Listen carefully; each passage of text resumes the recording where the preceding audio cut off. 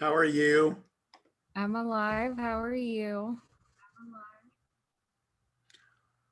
All right, hang on. I need to turn down the Twitch stream.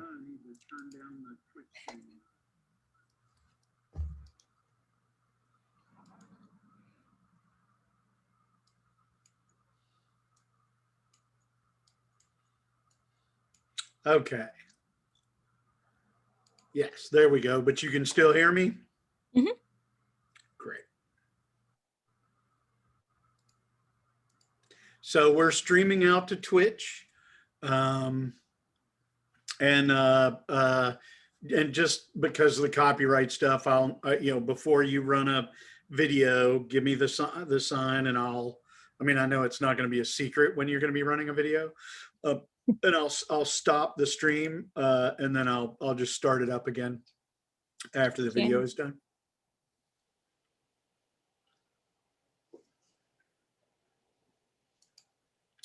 Here comes Patrick.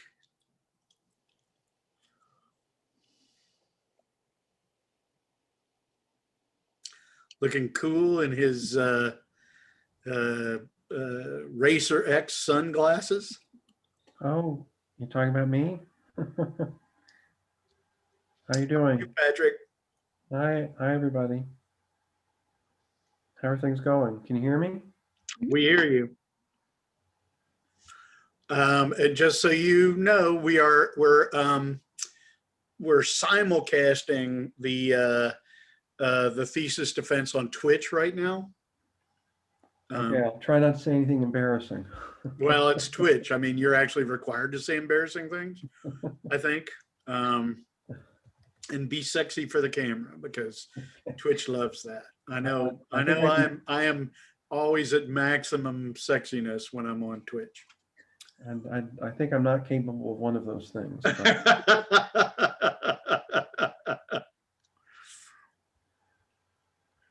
So this is my first MFA defense. Is it really? Yeah. I can't believe we haven't had you on the show before, Patrick.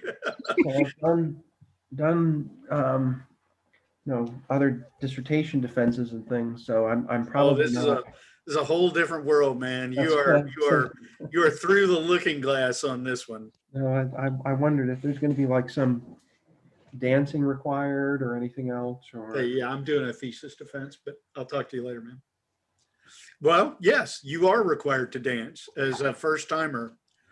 Other ceremonies. There will be. Well, we're actually less ceremonial than we used to be, or mine are. I used to have a real squirrel cage that I ran people through, but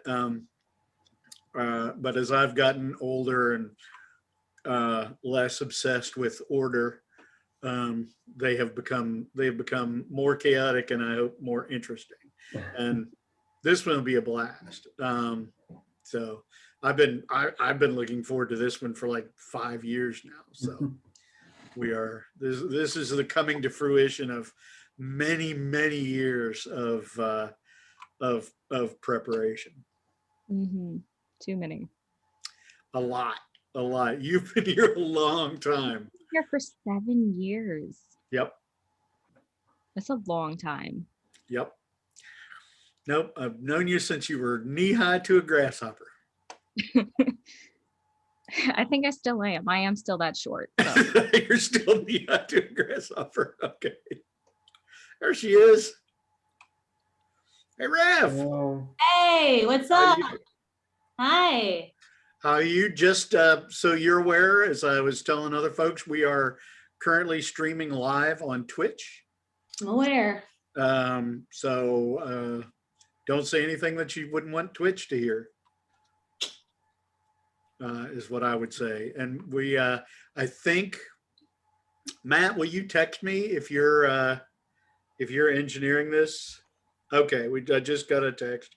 Matt, see, Matt's always like 2 steps ahead of me. Audio sounds great. Okay, yes, I will do an intro for the channel, and then I will do an intro for the. All right. Whoop.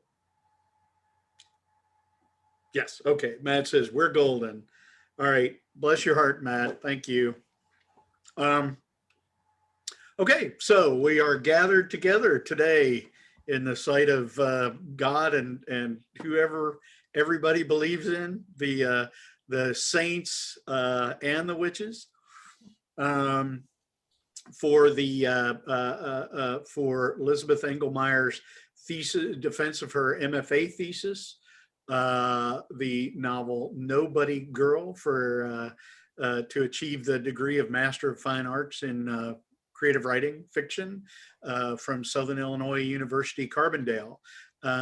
We are broadcasting this this thesis defense on Neophyte Studios network, the Fine Arts network on the Twitch broadcast platform, bringing you games and delight and thesis defenses.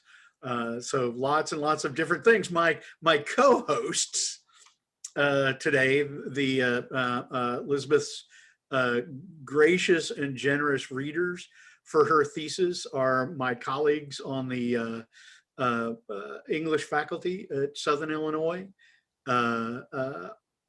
Frumpkin, who is a marvelous novelist and digital humanist, and too many achievements to mention here, plus upcoming achievements that have us all very excited. Is that public now?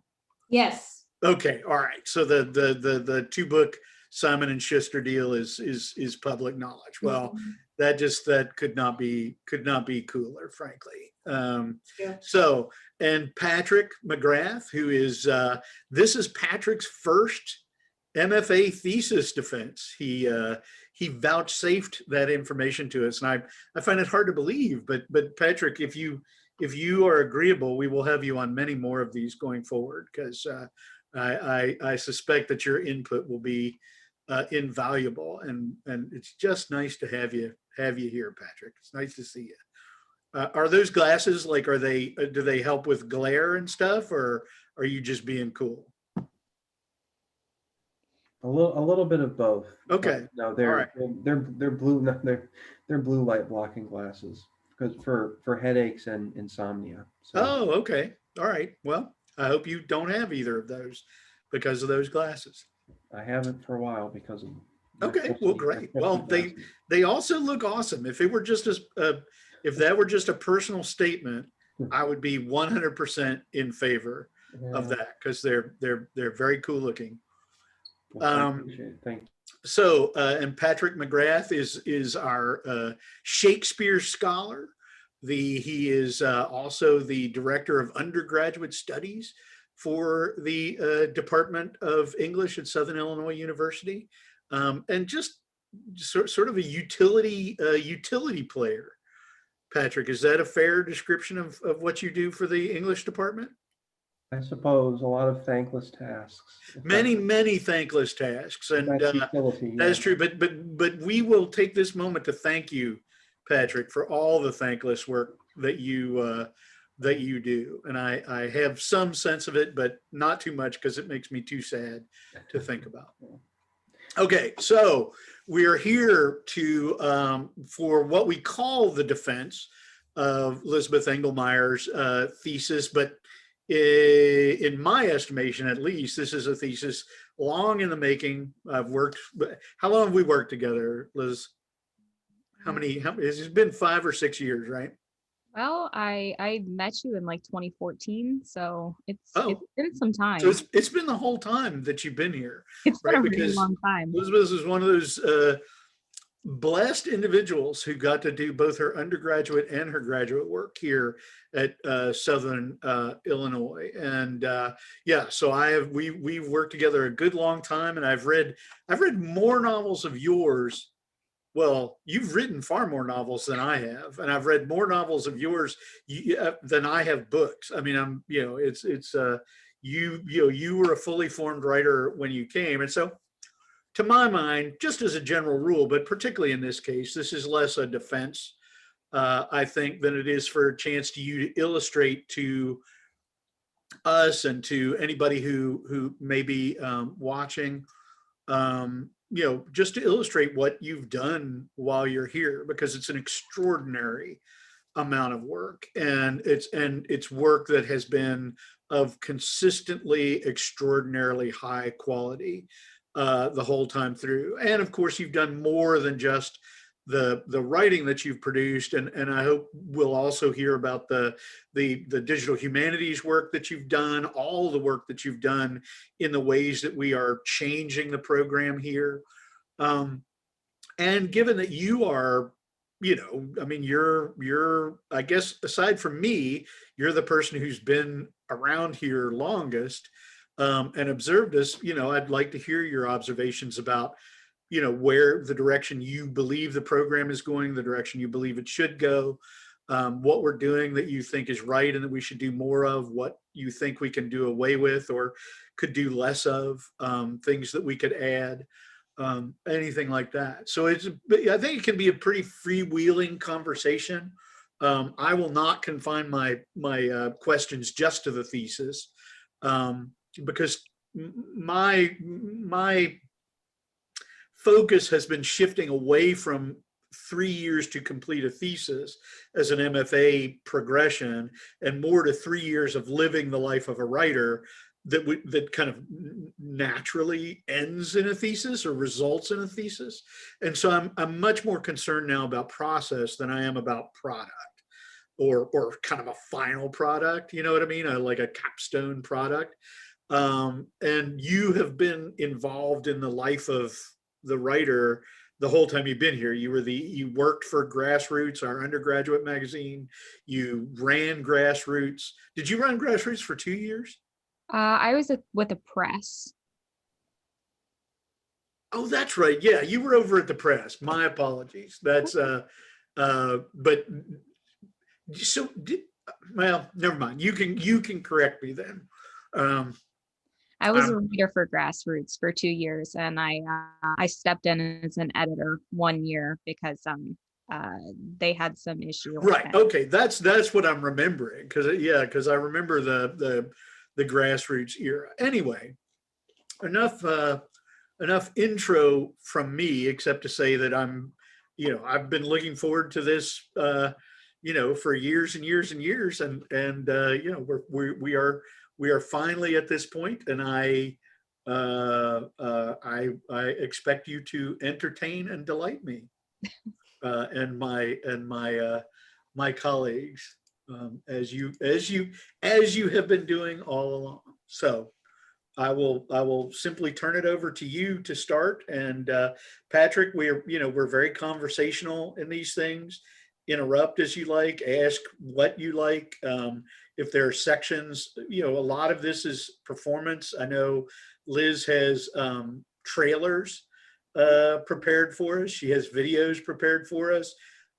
She has readings prepared for us. But if there are sections that you want to hear, or any particular questions that you have, as a general rule, these don't go particularly long. I mean, an hour, say. My suspicion is that we'll have the whole thing wrapped up by a 3:15, if not even before that, because again, Liz is there. Much as we would like to keep you around, Liz, there is no way I think it would be possible to argue for not approving this thesis. So take it away.